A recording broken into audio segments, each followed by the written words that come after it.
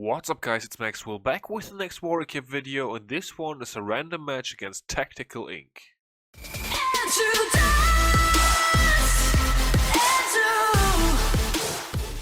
Okay guys, as you can see we came away with another victory and this one was so close again. I know that my last recap video was the one against War and Glory inside CWL. And that one was so ridiculously close, we were trailing all the time. And it was the same in this one, because take a look, we had 4 Town Hall 11s, they had 5. Obviously this one got 3-starred by Bucket right here, so we are going to look at that later. But yeah, ridiculously close. I'm as usual going to talk about that towards the end. Let's check out a couple of Tunnel 9 attacks, and then we are going to get to that later. So yeah, obviously with midweek action, both teams probably not investing as much as they usually would inside CWL, but I gotta say Tactical Inc. is a pretty strong clan, guys. Yeah, definitely a very good matchup, and yeah, if anybody was underestimating them, definitely not anymore, because yeah, they are looking really good. Really strong team, really nice matchup, and yeah, obviously they had the one extra Town Hall 11, so their breakdown was 5, 15, 20. But we had 2 more 10s, so our breakdown was 4, 17, 19. So there you go. They had 1 extra 11, we had 2 extra 10s. So yeah. The whole entire situation in the beginning for this was we had to get 2 extra 10v10s, of course, for the war to be even, or for us to win. With 1 extra 10v10 would have been even, so that was sort of the entire situation from the beginning. Of course, considering the fact, or yeah, taking into account that both teams would dip perfectly, which is of course not always the case right now. But yeah, we're gonna get to the results a bit later, and let's first check out Robbel right here.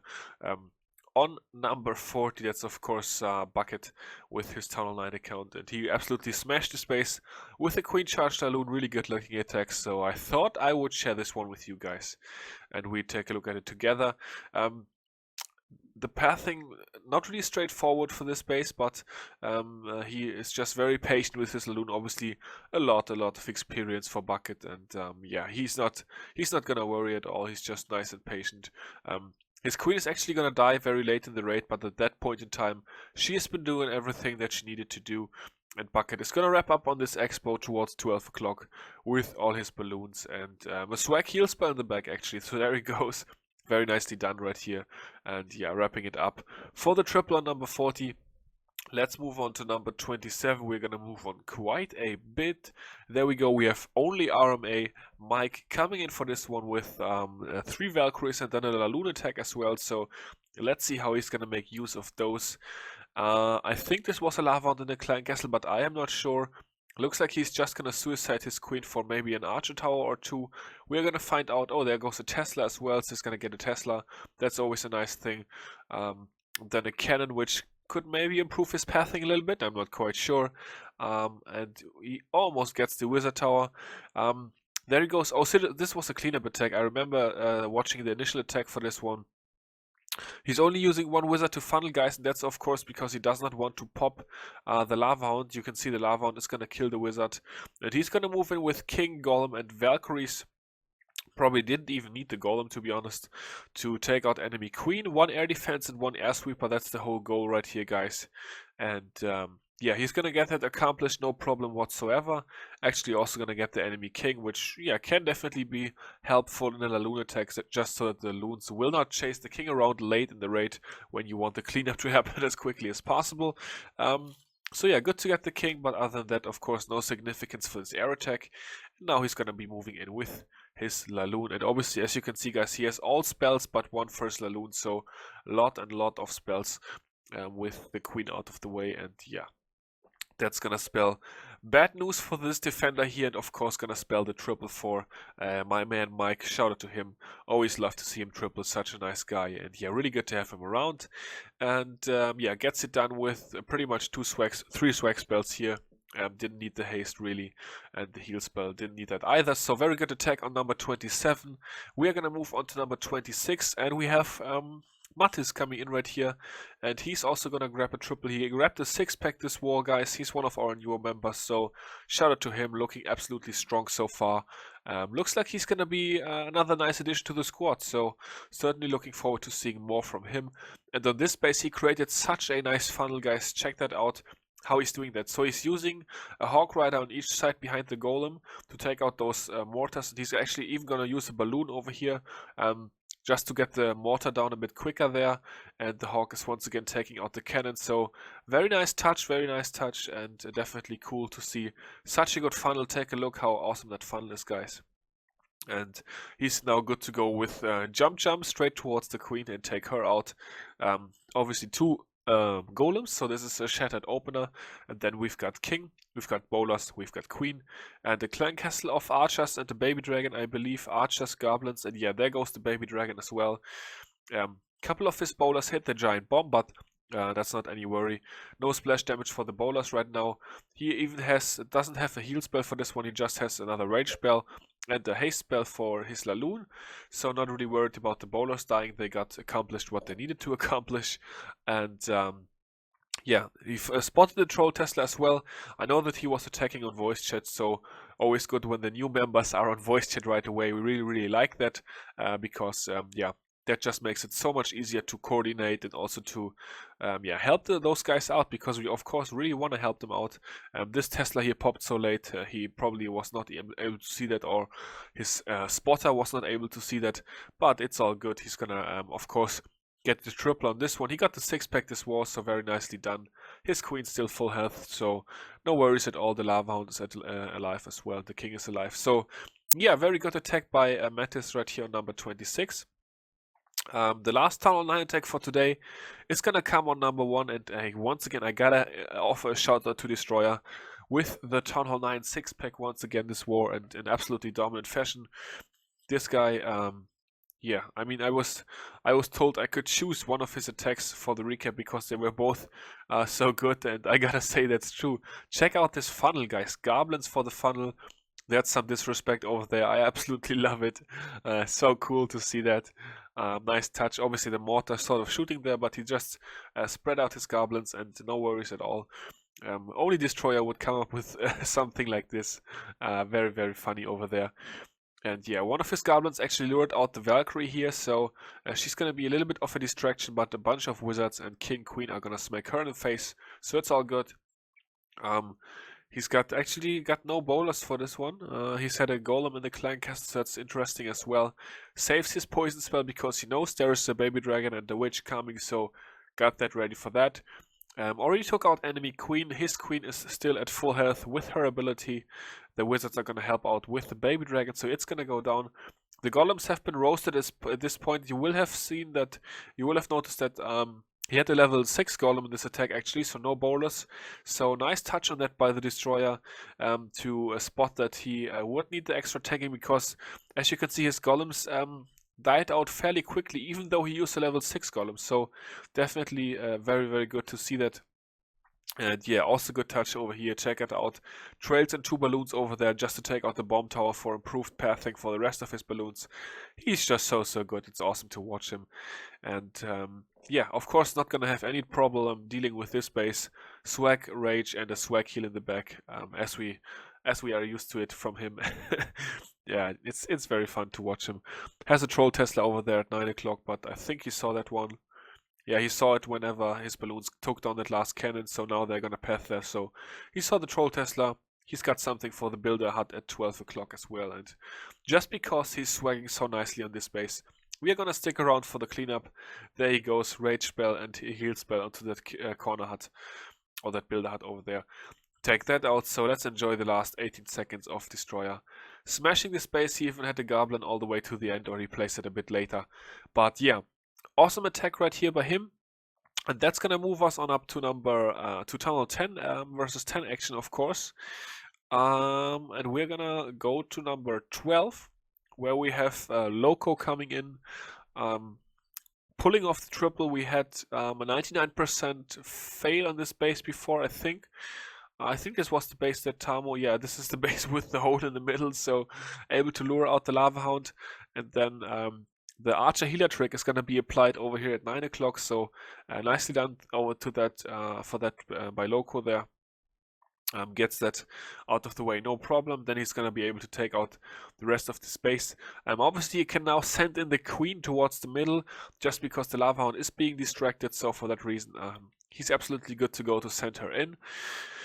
And yeah, for this space, I guess I also gotta offer a shout out to Tamo, who got the 99% fail on this space, so that was a little bit unfortunate, but luckily Loco here was able to clean it up and actually get this first 10 versus 10 for us in the war. Obviously, with midweek action, you are not always going to be as good as you are on the weekend. He actually forgot his bolus. I was on voice chat with him when he did this attack, and we were there with 3 guys actually, and the third guy, I don't remember who that was, by the way, but somebody shouted him, "Hey man, you still have 7 bowlers," and he sort of placed them later. 3 bowlers didn't even go in, but still he was able to accomplish pretty much the work that he needed to accomplish. He actually wanted to get this sweeper, so that's why he waited really long with his Laloon deployment. Queen sort of did her thing inside the core, and then we just told him at some point, "Man, you have to go, your queen is gonna die." And then he just went for it, went straight into the sweeper. Queen obviously died, so there he went with the 3 balloons, Lava Hound, and then all of his other Laloon troops afterwards. Minions right away for cleanup. As I said, the initial attack for this was a time fail, so definitely important to get your cleanup down pretty quickly. 2 haste spells being used early just to be able to work against that sweeper a little bit. He would have liked to place this first heal spell a little bit, the first haste spell a little bit further into the base, but not able to do it because of that sweeper still being up. So he adjusted on the fly nicely. And then he's converging on this back-end Inferno tower, and he's got another Wizard tower behind that to worry about. But he got another haste spell, and he's gonna. He actually meant to place the balloon there, not the minion. But yeah, able to just pull it off, guys. This one is actually gonna be so close. So he is able to take all of that stuff down, and then he is converging on this side. And take a look, the Lava Hound is gonna pop last second. And all the lava pops are, of course, a real worry. And at this point, he had like 8 seconds left or something. This was so close. He absolutely took down this last Dark Barracks the very last second. So we already thought it was going to be a fail, but so close, he was able to pull it off. So number 12 base giving us some trouble, but in the end, we got a 3-star. Yeah, I'm sort of thinking about the order I want to show these last couple of attacks, guys. We've got one more 10v10, we've got one more. I'm gonna do it a bit crooked today. We've got one more 10 versus 11. That's gonna be this one, actually by yours truly. Would you know it? I had my Legend Killer account in this war, and I actually pulled off a really cool 10 versus 11 on this one. I think at least. As I said, guys, we are gonna have another 10v10 and another 11 versus 11 after. So we are just gonna go through it in the order that is going to be the most interesting. Couple archers over here just to snipe. I actually, as you guys can see, I was able to funnel my queen very easily. Only 1 wizard for this army camp here, and then she was going to walk the right way. My goal right here was to obviously walk this side of the base just for some percentages. I did not worry about taking out these buildings here. I didn't really need that. I'm going to jump in over here on the Expo Clan Castle, and that way my troops are definitely going to go to the town hall. I had planned on 2 rage spells for this little walk here. The queen stood back from the wall so that I was not taking damage from this Expo or this cannon. That was so nice because that way I did not have to worry about so much DPS. At this point in time, the warden and the cannon are doing some real work on my queen, so for that reason I had to use another rage spell. The queen actually lured out the clan castle, but the rage spell was so good I was able to deal with enemy queen and then use the ability for the clan castle. The witches stayed out of the poison a little bit, but luckily they stepped in and I got them out of the way. On this side here I funneled with just a golem and a few bowlers. I broke this wall. That was so important for my pathing, guys, because take a look now. My troops have a free shot at the town hall, and my queen is even going to step in and help out. And yeah, I was really pleased with the execution for this attack, and it ended up being a nice percentage as well, as you guys probably already saw. So Yeah, really happy with this one. There goes the freeze spell. Decided to freeze that back end ground targeting expo as well with the Inferno Tower there. So I think this was a solid choice as well, because the first expo went down so quickly. And at this point in time, I was celebrating a good attack already. And yeah, took a couple more percentage points. And yeah, really fun to take down this base, guys. I probably even enjoyed this attack more than both of my dip attacks with my Tunnel 11 that were, of course, 3 stars. So 64%, really early on number 3. That was really good for the team. We're going to watch the 11 versus 11 next, guys, and actually the 10 versus 10 after, and that's for a reason again as well. But we're going to get to that a bit later. So Bucket is coming in here for the 11 versus 11 triple on Lando. We were actually struggling to 2-star this base, guys. Obviously no trouble to get the Town Hall, but we were struggling with the percentages, so I guess it's a nice base for Lando here. Yeah, unfortunate that we are gonna have to burn it, because yeah, we took it down 11 versus 11, so we're definitely gonna have to watch that. Suiciding his heroes just for a little bit of pathing here, and a couple of, I think one Wizard Tower, an Expo, and the Grand Warden, so little value for his heroes, but as you can see, guys, he has 4 Lava Hounds and he has 26 balloons, so he's going to be able to do some mad work on this base. His troops actually sort of pathed around the Eagle. He was half trailing in a couple balloons here, but he only took out the Archer Tower. His loons died off after, but as you can see, he has a heal spell, so he's not too worried about the Eagle artillery. He knows that he can just heal up his troops whenever the Eagle is going to hit them. So for that reason, he's going to be good to go. There goes the Eagle shots, and then he uses another haste spell. He still has a free spell. He still has the Skelly spell for the Queen. He waited on the Skelly spell because he did not get the Queen into a good location where he could have been able to use that. Free spell, rage spell combination right there. And then he's going to use his heal spell pretty soon. He used his Skelly spell right there, but it actually was not able to take out the Queen. The Queen survived the Skelly spell, and there he went with his heal spell, so good, looking good on that. Trailing in a couple of balloons on the back end side to clear those buildings, just to make his troops path towards the Eagle artillery a bit faster. Clean up troops coming in, and then a little bit worried because the Queen is still alive, the Eagle artillery is still alive, but he's going to get the Eagle out of the way, and then he's going to be able to eventually deal with the Queen as well.